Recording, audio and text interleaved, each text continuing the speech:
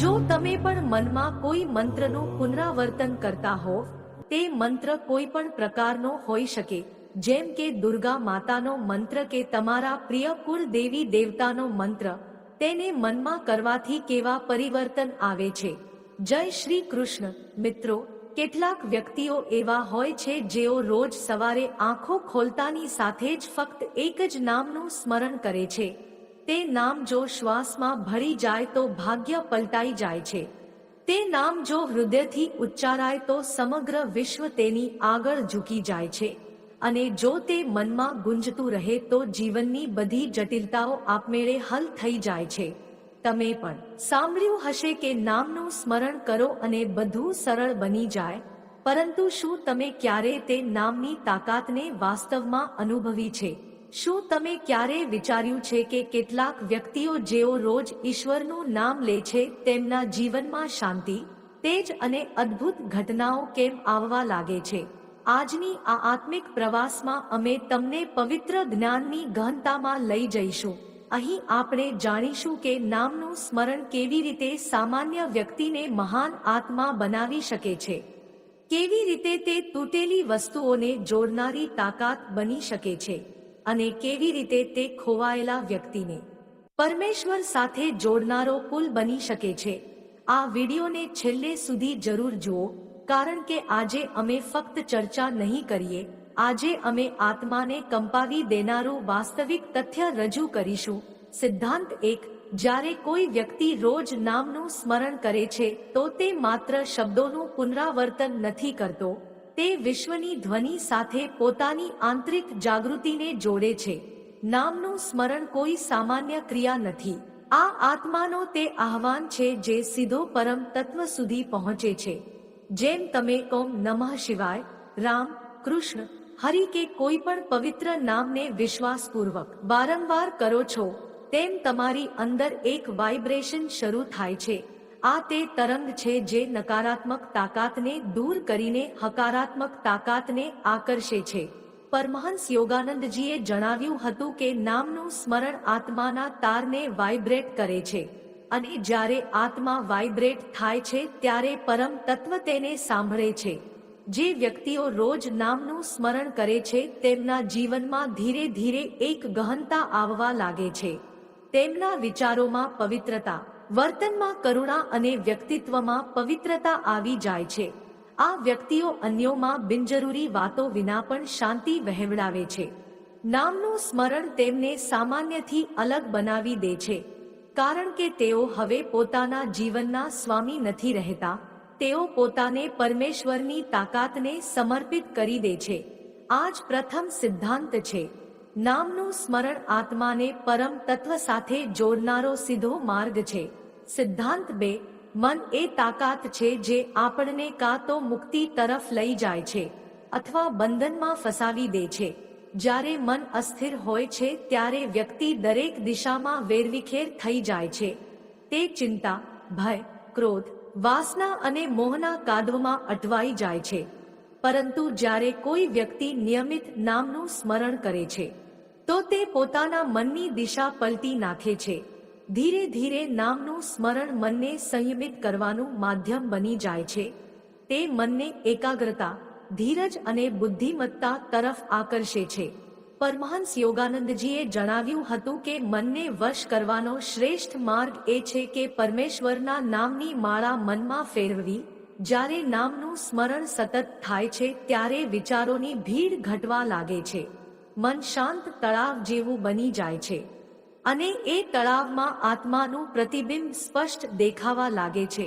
આવા મનમાં પછી ન તો દ્વેષ ટકે છે, ન તો લાલચ, ન તો અસૂયા। નામના સ્મરણથી મન એક એવું પવિત્ર સ્થાન બની જાય છે જ્યાં દરેક ક્ષણે પરમેશ્વરની હાજરીનો અહેસાસ થાય છે। આ જ કારણ છે કે જે વ્યક્તિ રોજ નામનું સ્મરણ કરે છે તેનું મન સામાન્ય નથી રહેતું, તે સાધકનું સૌથી મજબૂત સાધન બની જાય છે। સિદ્ધાંત 3, દરેક વ્યક્તિનું જીવન તેના કર્મોની એક શ્રેણી છે। આપણે પાછલા જન્મોમાં જે કર્યું તે આજે આપણી સામે પરિસ્થિતિઓના સ્વરૂપે આવે છે, પરંતુ શું આ કર્મો ક્યારેય વિલીન થઈ શકે? શું ભાગ્ય પલટાઈ શકે? પરમહંસ યોગાનંદજીએ સ્પષ્ટ કહ્યું હતું કે જ્યારે કોઈ ભક્ત પ્રેમ અને વિશ્વાસથી પરમેશ્વરનું નામ લે છે તો એ નામ તેના આત્માનું સંરક્ષણ કરે છે અને જૂના કર્મોની ધૂળને ધીરે ધીરે હવામાં વિખેરી દે છે. નામનું સ્મરણ ફક્ત એક આત્મિક ક્રિયા નથી, પરંતુ તે તમારા કર્મોની શુદ્ધિકરણ છે. આ એક પવિત્ર અગ્નિ છે જે તમારા આત્મા પર જમા થયેલા નકારાત્મક કર્મોના સ્તરોને બાળીને ખાક કરે છે.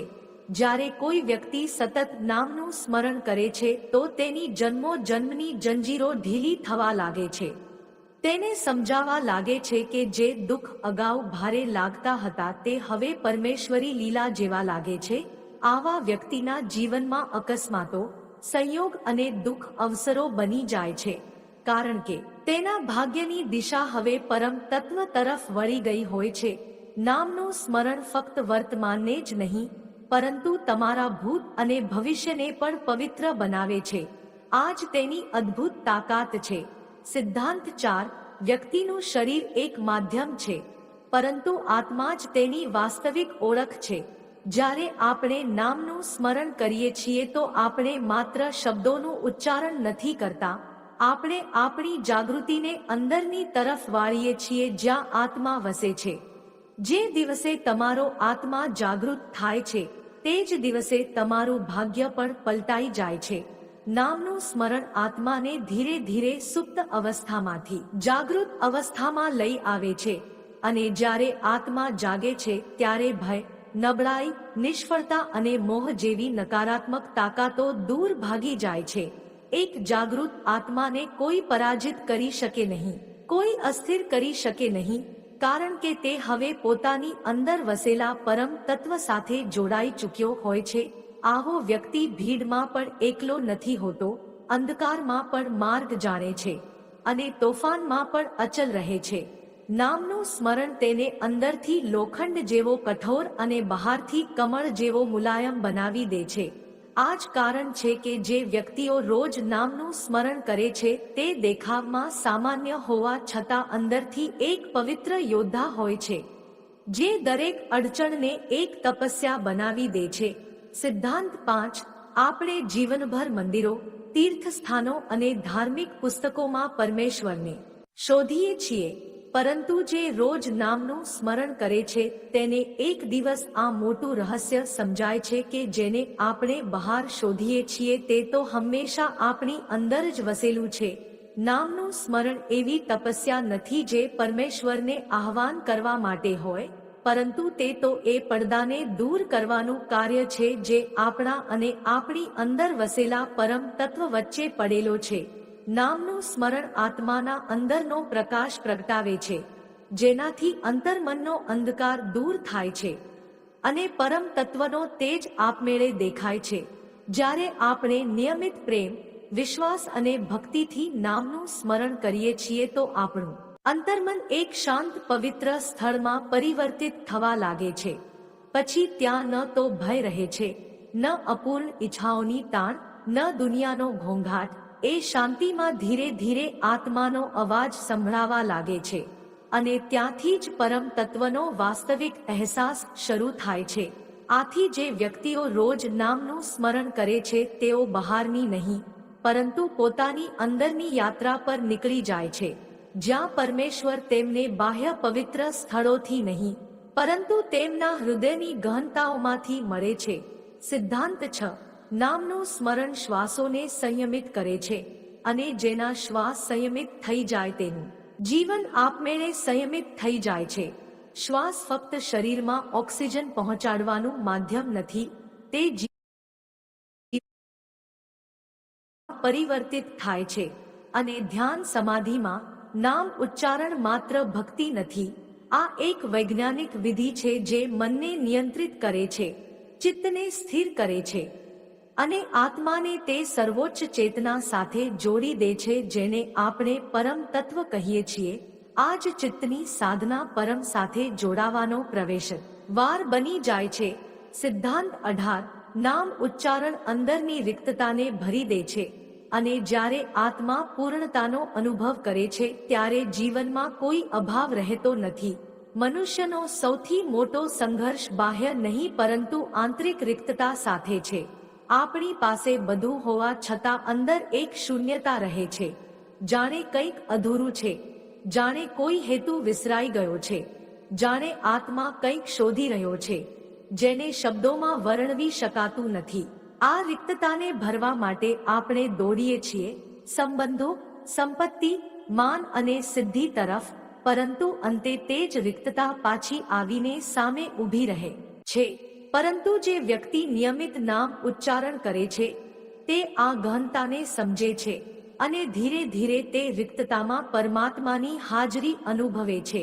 નામ ઉચ્ચારણ આત્માને તે પરમ તત્વથી ભરી દે છે જે વિશ્વ ક્યારે આપી શકે નહીં.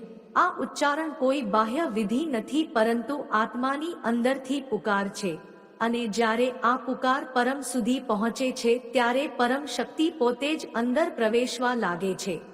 પછી તે રિક્તતા જે વર્ષોથી આત્માને ત્રસ્ત કરતી હતી તે પરમ શાંતિ અને આનંદથી ભરાઈ જાય છે.